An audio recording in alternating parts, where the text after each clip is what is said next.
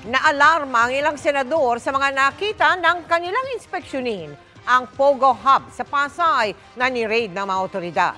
Gusto rin paimbestigahan ng mga senador ang posible umanong iligal na pagkuha ng mga lehitimong government-issued ID ng mga banyaga. Nakatutok si Marisol Abduraman.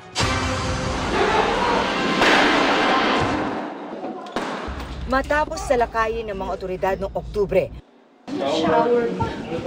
mga senador naman ang nag-ikot sa nabisnong Pogo Hub na ito sa Pasay na pugad umano ng kalaswaan at may torture chamber pa. Muntik maluluha, no? Lalo na pag nung pinasok natin at nakita yung aquarium kung saan ginagawang putahe yung mga babae nakaupo doon. Nagulat din sila nang makita ang pinaniniwalaang torture chamber. Nashock din ako sa nakita nating torture chamber kung saan ginagapos ang mga empleyado ng Smart Web. Walang ilaw, walang pagkain, pasa-pasa at bugbog-bugbog ang sinapit ng mga biktima ng mga mapangahas at abusadong employer na ito. Ito ay ginagawa ng isang organized, malakas ang loob at well-connected na mga criminal syndicates.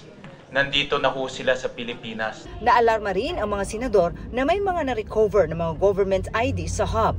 Nagulat po sila nung malaman nila na nakapasok po sa sistema nila itong mga IDs na ito. So authentic po.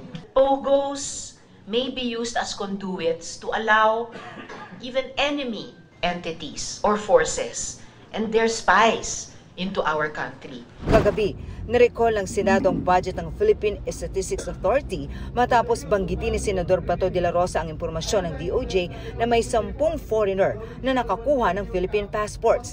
Ayon kay Senador Loren Legarda, iniimbestigahan ng DFA ang kaso at balak magsampa ng kaso laban sa mga foreigner.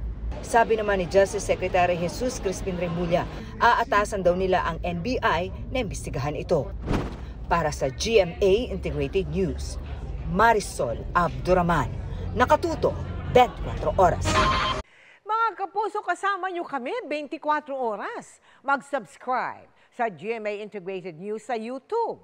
Sa mga kapuso abroad, bisitahin ang GMA Pinoy TV at www.gmanews.tv.